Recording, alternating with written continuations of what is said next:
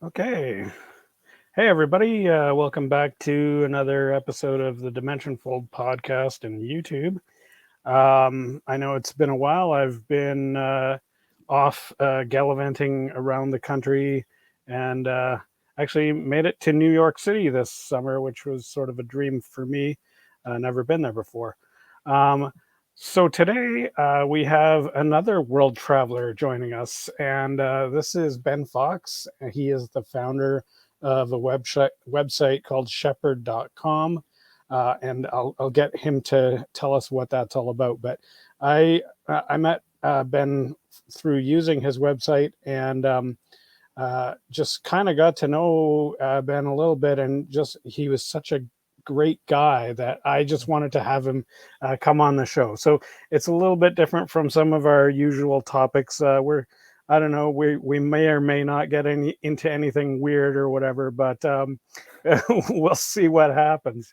Uh, so anyway, yeah, Ben, why don't you just tell us first of all, I guess, a little bit about your site? Yeah, and thanks for having me. Yeah, you Um, bet. so I read a lot and I love books, and I kept hitting a problem as a reader where I read 100 books a year roughly. And when I was looking for books, I just feel like it's really hard when you're looking online to hone in on the type of book you're looking for. I read a lot of science fiction, fantasy, some kind of crime mystery, that type of stuff. And I kept getting frustrated because I just couldn't seem to find anything on Amazon. Goodreads just seemed like a big database. So I've always had this idea that I would love to be able to see a list of science fiction books that other people have loved and be able to hone in on books by a subgenre or by a topic. So I could say, okay, show me all science fiction books that somebody loved that have AI and a mystery element, something to just allow a bit more wandering through specific parts or specific genres and mixes of things until I found something that kind of grabbed my interest. So that was kind of what I wanted as a reader. At the same time, I've had some exposure from my brother, who is a writer, and I've realized how hard it is for authors to really meet readers. It's just kind of haphazard. So I thought while I was doing this, I want to make this kind of like a dual mission where it's help readers, but also use that in some way as much as possible to help new authors and then eventually move up the chain to more established authors to get exposure for their book as well. Hmm. Yeah, so that's kind of one of the reasons I wanted to have you on, because I think a lot of my viewers or listeners are a lot of readers on in the channel, but also probably a substantial amount of authors as well. In terms of compared to some other channels, I not that I have tons of authors, but maybe percentage wise, maybe a little more. And so I wanted to kind of let this community know about your service, because I so far for me it's been really great. I am really loving it. And also, yeah, you're right. Like you kind of hit upon as a reader, Goodreads kind of sort of does some of that stuff, but maybe not. Certainly not to the extent of what you're trying to do with your site. And I think you've taken kind of an existing model and then just made it better, right? Yeah, and I mean we're only 2 years old too, and I mean everything you see was built with like one part-time developer and one part-time designer, and then what all the stuff I do to fill in all that stuff. So, right now you can zoom in on a genre and do sort it by different subgenres, topics, what age it's aimed at, and when it was published. But Mhm. eventually, I'm working to get I want to be able to do things long term where I can, if you're browsing historical fiction, which is something I read a lot of, you could zoom in on certain timelines because I read right now, I'm really stuck in like Roman history. So I think it'd be cool to be able to zoom in on something like that. And then I eventually want to add the theme of the book and some other things. So I'm hoping to develop it over the coming years to do a bit more and to get a bit more accurate. So that's Yeah. kind of a big goal of mine because I would love that. And I want to know what books people love, because also my long-term goal is to try to do like a book DNA bit where if my favorite books are say Dune and War of the Worlds and Frankenstein. Who else loves those books and what do they love? Because I think a lot of times Amazon and Goodreads, they try to do that based on what we buy or what we read, which is horribly inaccurate.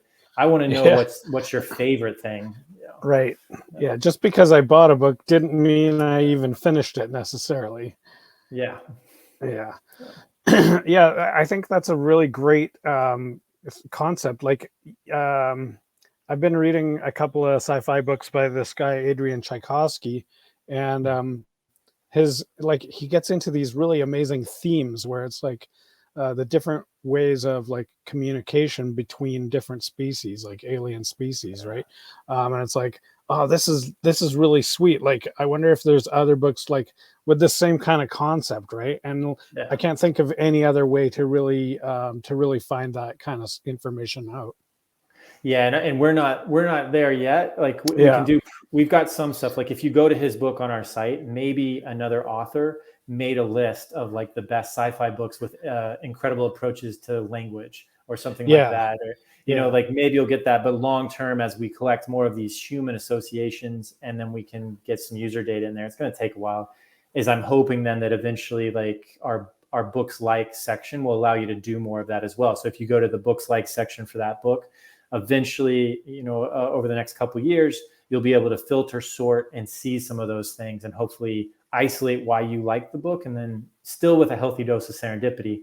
But that's really what I would like to do as well. Yeah, for sure.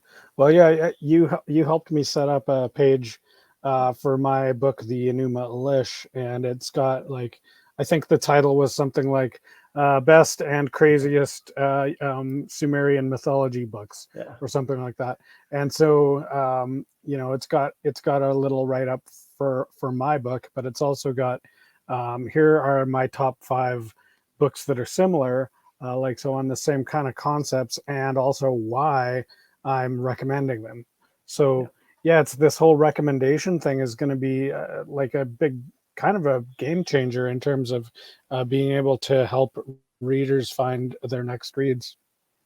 Yeah, I'm hoping so. And we have good results from using it to introduce you, because when you make a positive recommendation, and we you know, we try really hard, you saw from the format, to make it personal, is you know, your passion bleeds through, your expertise, you know, bleeds through that review, and that gets them more interested in your book, depending on the strength of connection too. But it's all kind of a, hopefully like a nice circle that's feeding into each other's. And so far we can track click-through rates to the promoted book, and I've put out some data on the FAQ for authors to show them that. But we see good results for how many readers land on one of those book recommendation lists and then click the author's book, because not only has it given them some awesome books to read, but it got them interested in the person who wrote it. Yeah, it'd be interesting to see that data. I've got for that particular book, I'm running a lot of ads on Amazon, so I can't really tell where my sales are coming from. But you know, I've got these 2 streams, and I'm getting decent results, but I'm not sure which of the, you know, what's driving those. Yeah, hit me up. I can check a little bit on our side, because we are not a big burst of traffic. We are slow and steady, and hopefully targeted. It's something I tell authors. Like, if I tell them a lot of times, if there's 100 things you do to market your book, we are one of those things right now, and I hope to grow to be 3 or 4 of those things in the next couple of years. Because it really depends. Like, we might rank for the best books about Sumerians, and then we are feeding a steady stream of readers interested in that topic to you. You know, like that type of thing really helps. But you know, I think our busiest book recommendation page on the site is getting around 1,500 readers a month. Oh, wow. Kind of thing. Yeah. And that's the busiest. It is, it is steady traffic. And that's kind of like my ultimate goal. Is I've started with the bottom rung of the ladder, you know, of, okay, well, for new authors, I hope to get them their first 25 to 100 reads. They're not friends and family. For existing authors, it's one more stream. And then I'm hoping to slowly move up. Okay, how do we help a book that's being, you know, applauded by readers to get thousands of reads? And then how, you know, it's a very hard challenge. I don't have the answers. I mean, the market itself is very interesting that way, because like, you know, you're kind of touching upon it's really a social game, because it's like, it's all based on you know, reviews and ratings and stuff like that, but it's the numbers themselves. Even if nobody looks at a review or even cares about the stars, it's the numbers themselves of the books that really affect the algorithms in the retail side of things, in terms of what's going to even be visible on your in your search, or in the what's popular or whatever like that, right? So it's like, Yeah. it's kind of interesting. So you get, I guess, it really enforces the Pareto principle, where you've got 99% of book sales coming from probably 1% of authors. Yeah, and that's what frustrates me and drove a lot of this, because I have so many authors that nobody else has heard of that they should have, and Hmm. there is the internet and modern society seems to tilt towards the winner takes all. Exactly what Yeah, you're yeah, you're for saying. sure. So a lot of this site is how do we break that while still giving readers what they want. Like when people load a bookshelf from our site, we try to be very honest about how that loads. So like we have our default setting as serendipity, where it rotates the books every week and like freshens them, so everybody has more of a chance to get that initial load. Because I get frustrated just as a reader when I go to Amazon and I search for military sci-fi, which is already kind of a pulp dominated genre, but it is hard to dig deep into that sometimes, because it's like 8 ads, the books, and then another 8 ads, and they've really they just don't tell you how that comes out, or it's kind of Hmm. frustrating. Yeah. Yeah, and it's kind of not even really organic anymore, because Yeah. so much of it is sponsored. I mean, that's fine. I'm not totally against sponsorship. I mean, I'm running ads myself. I'm trying to get my ads up there, and it's working for at least one book that I'm doing it with. But yeah, it's still a difficult go. So I think it is important that you're trying to help out independent authors, and even especially new authors. Um, I guess, what's the difference between like, what do you do for a new author that's different for an established author? Yeah, so we don't do anything different. I mean, we do we have one format to start, and we're about to launch a new one. But right now we have these book recommendation lists, and it's basically an author shares 5 books around a topic, theme, or mood, and we walk them through the process, because like your book, we want it to be close to the list. You're making a list to share 5 books you love about something you're passionate about, and then your book should be close to that, so that the readers who come in. So we do the same thing whether somebody is a new author or existing, because we limit it to one list per book. So that's what we do right now.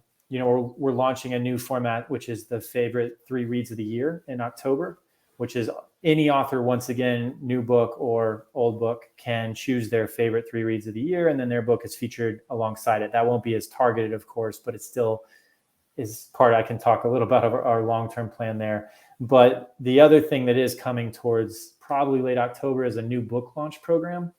But that is partially how we're funding the site, where it's something that's available to founding members.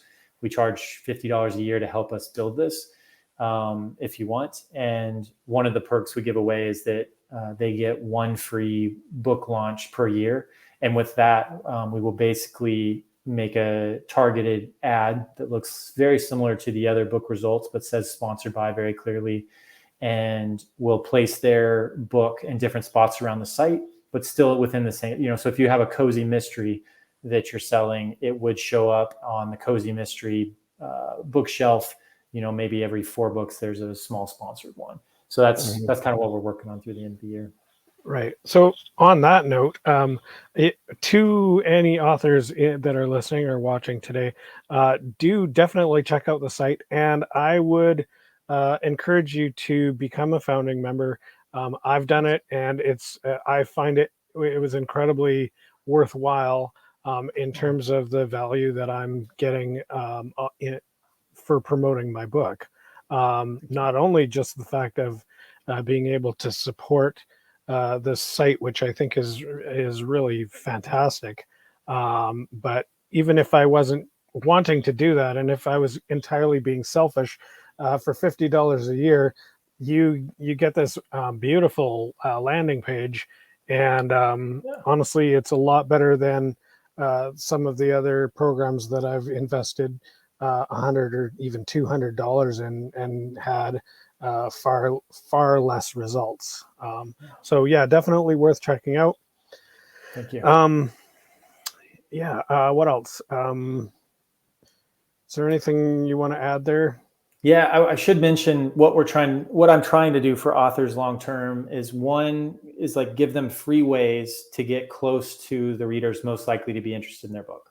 So that's like half the mission. And like with everything we create, it's trying to do that in some way usually. And then the second half of the thing I'm doing, which comes up with his favorite 3 reads of the year, which I'm pretty sure you're going to do. Is I'm trying to, independent bookstores are fantastic because one person who loves books has curated, or a group and a team. And so what I'm trying to do for the online world is to create book recommendation channels, indie book recommendation channels. And so you will notice that when you do your favorite 3 reads page, it will have an option at the end so that readers who land on that page can subscribe to it. And we're going to really start working toward that in 2024 so that next year when you come out with yours, or if you do any others and the new formats we eventually offer, that we try to help other people who love books attract readers and build that, because it would be great if in 5 years we have 3,000 people who love books who all have 5,000 people following them, because each one of those is a new channel for authors who you haven't heard of to like meet way more people.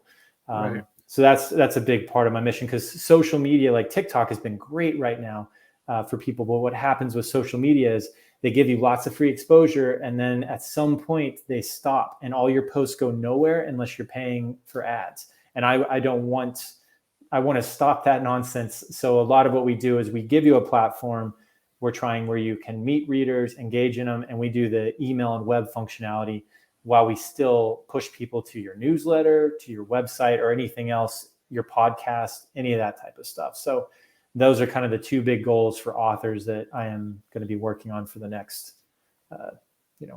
future. Yeah, that's really cool.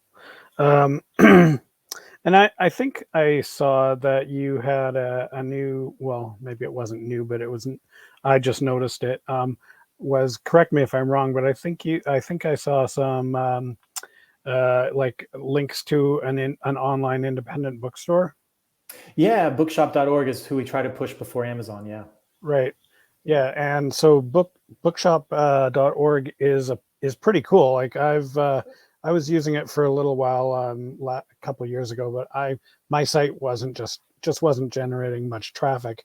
But it's pretty awesome that you can basically set up like curated lists, like you were talking about, right? And then a portion of any sales comes back to you, and you're probably still able to do like reasonable deals. How does it work price wise compared to Amazon or whatever?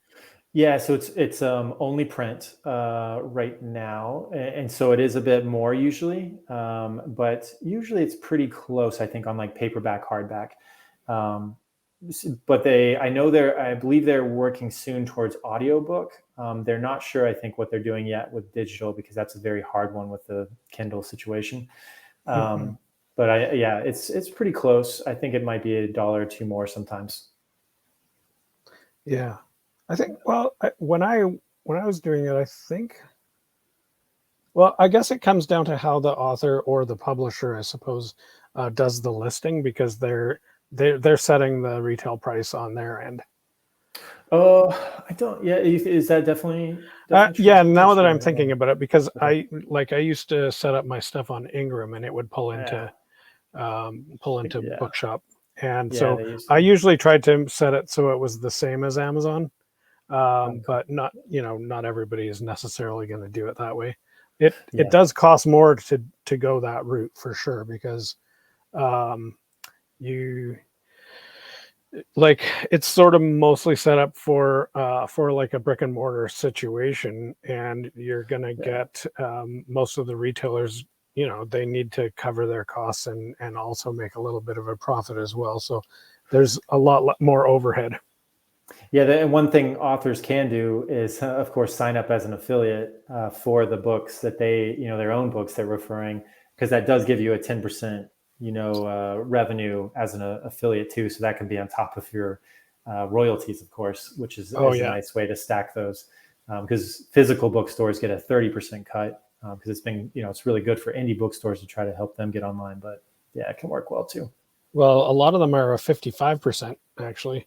Oh yeah, That's the recommended. So it's like, I meant for the bookstore, the bookshop.org affiliate.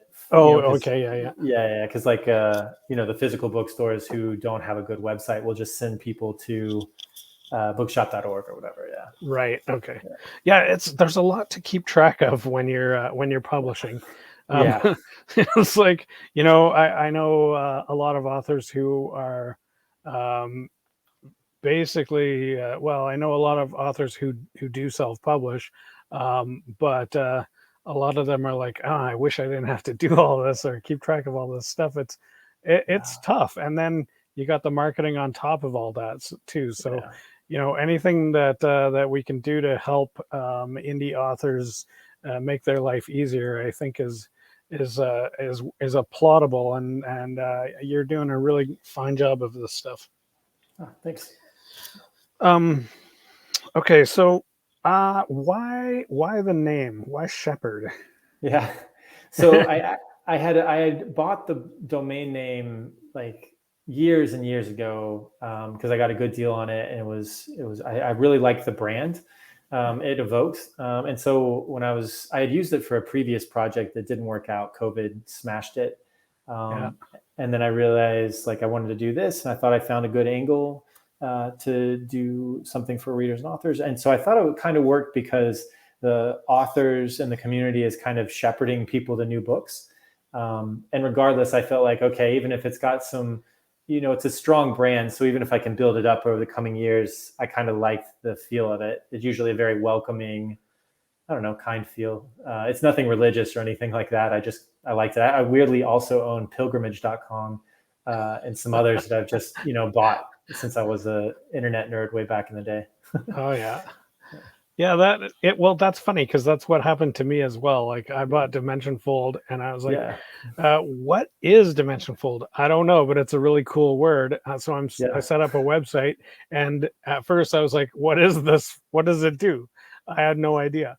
And it didn't become a publishing company until probably at least 10 years later. Cool. So yeah, it's kind of funny how life works out that way, I guess, sometimes. Yeah, I would expect to see Dimension Fold like as a new technology in a sci-fi book for switching to a different dimension for fast travel or something like that. It's a good phrase. Yeah. Oh, well, and it sort of is, like, because in terms of my journey, that's sort of what it has done for me, in many ways. And I won't get into the religious side of it, but there are tie-ins with that. And with magic and with sci-fi and with all this other stuff. So I guess that's kind of how it works for me, being a bit weird and getting into all kinds of strange things from different dimensions, but also overlying them all onto each other because they're all interrelated, it turns out. Yeah. So you're located in Europe, is that correct? Yeah, I'm up in northern Portugal. My family and I moved here. Gosh, it was 2020 or late 2019. Oh, okay. Yeah. So crazy times. Yeah. Just when. Wow. And you moved from the States? Yeah, we were living in Colorado at the time. And I find that kind of fascinating that you would literally just move halfway around the world. Like, did you know people over there already, or? Well, not really, but my wife and I, we both love to travel, and I growing up, I've been lucky that I work remotely, so I would travel every 3 months and just work from there. And then I mean, like lots of other things, I spent a year in Cairo while a girlfriend at the time was in American University. So I've been around, and then my wife has also lived several years in Saudi Arabia and France, so it just feels very comfortable. and we became dual citizens around that time, and so we decided, well, while our son is young, let's go live in Europe for a few years and see how it clicks for us. And we made friends pretty fast, and yeah, it's been good. Yeah. So now you got the kids and you're starting to put down roots. Do you think you might stay in Portugal for a while? I don't know. We really like it. The people are awesome, and big reason we moved here during COVID, because we were in Spain, was nature access. Because this country is just unbelievable, with like such a long coastline and mountains and everything else. So we're trying to decide right now, because my son just started first grade, and I think we want to move to a bigger city with a bit more buzz.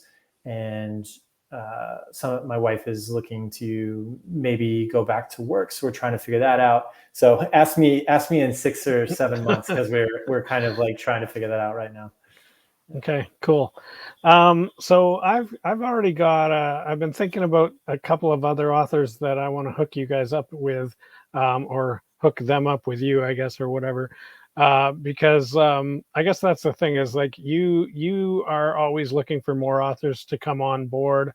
And I know that my indie author friends, I just wanted to recommend this to you guys. And yeah, if you're interested, head on over to shepherd.com. And I think there's just a spot where you can email Ben. Yeah, and they'll get you set up. Yeah, I don't know. So you already told us about a few things that you've got coming down the pipe, and sort of your some of your long-term ideas. I think we might have covered all that stuff.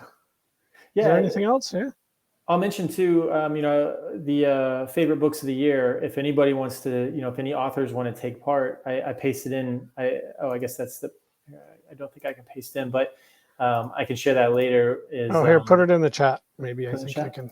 Yeah.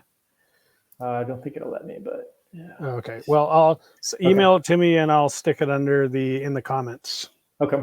Well, it's just an example page. If they want to take part, it's kind of got a time deadline. So on October 1st, I'm going to email all the authors a Word doc template that they fill out and return to us with their favorite 3 books of the year, what book of theirs they want us to feature. And then we ask them a few other small things, but we produce a page like I pasted in. This is an example one of mine from last year's kind of data that I threw up just to throw an example out there. But we create this page for you to share with your readers, but then it also plugs into a total page that we will publish on November 1st, along with a big media push for like the best books of the year, at least most read books of the year. And yeah, it'd be a fun thing if you do want to take part. I'm trying to get it going. It'll be the first year, and we hope to do it every year as a cool way to find books. Yeah. Awesome. Oh, actually, you know what? Here, I think I've figured out how I can add that. Okay, here's this new link here. Oh, cool. I didn't log in. Oh, thank you. Well, okay. Yeah, just a little preview of it. Okay, just a second here. Let me fix that. Okay. And our author page, I should say, is forauthors.shepherd.com, and it does have more information in a sign-up form there. Yeah, I'm excited because it's the first new format that I've launched since we started in 2021. So it's going to be cool to get something else out to kind of see what books people are loving, and this will be a little bit more recent.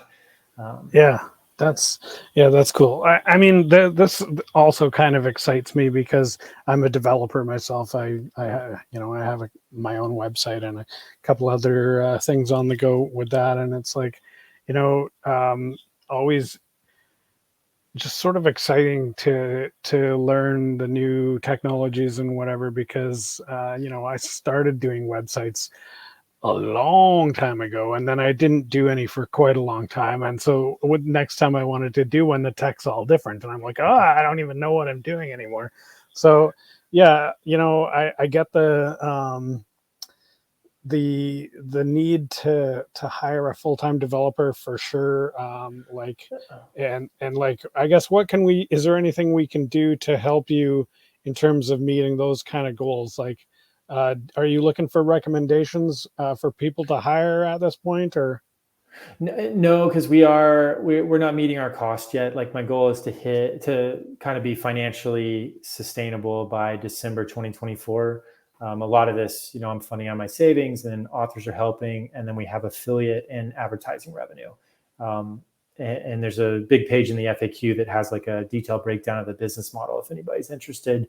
But right now we're meeting about 40% of our cost, and we're growing. So hopefully, we're going to aim for December 2024 meeting 100%, and that's with a part-time developer. And then as I make more, I'll hire a full-time developer is the hope. But dev work is expensive, and you got to be really careful on feature bloat and everything else. So we try to make really good decisions so we don't get into trouble. Mm-hmm. Well, I really think that you've done a good job of it so far. Like you've really been focusing on making the place look amazing, even at the expense of some functionality and having to do some of the manual work. So it's not, there's a few things when you're clicking through the site going, oh wow, why is it this like this? Yeah. Why isn't there a form here? I got an email. This is ridiculous. That's because Ben is doing all the work behind the scenes, because you can't get from A to Z immediately, and there's all these steps that we need to do. So, but I think it was smart focusing on the look and feel, because the place looks amazing. The new front page will look really good too. We'll have a new front page, and we're going to fix search because I know it is rough. I figure that's one of the things. Let me see if I have a picture here. There, you want to see the new front page real quick? Yeah, if you can share it. I'm not sure if you can. Let me see real quick.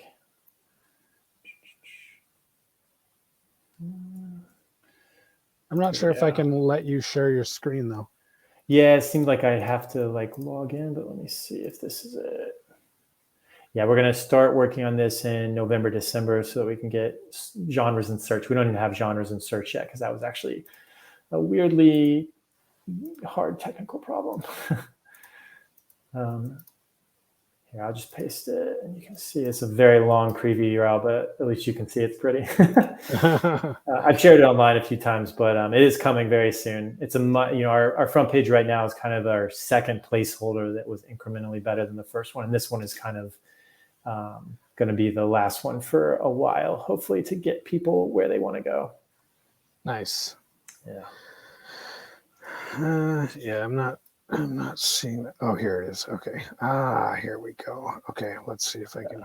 Whoops. Yeah, it's like they give me a private chat, but then I didn't log in for this because I hadn't used this before, but it's pretty cool. Actually, I don't think I'm going to be able to get that over there. So I'll try and get that into the comments underneath the thing in YouTube there, so you guys can take a look at that.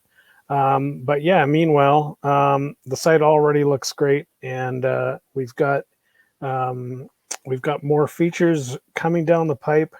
Yeah, it might take a little while, but eventually we're going to have a really cool tool set here. And, I think that just your whole mission of bringing readers and authors together is so important. And, it's important for readers and for authors alike. And I thank you for the work that you're doing.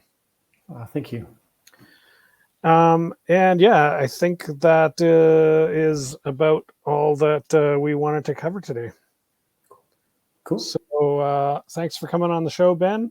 And thanks for having me. Yeah, we'll keep in touch. And remember, everyone, go check out shepherd.com. If you're a reader, you can find awesome books on there and recommendations from other readers. Hopefully some of the readers that you already like are on here. And if they're not, maybe you can let them know about this great site. Okay, we'll catch everybody later. Bye-bye.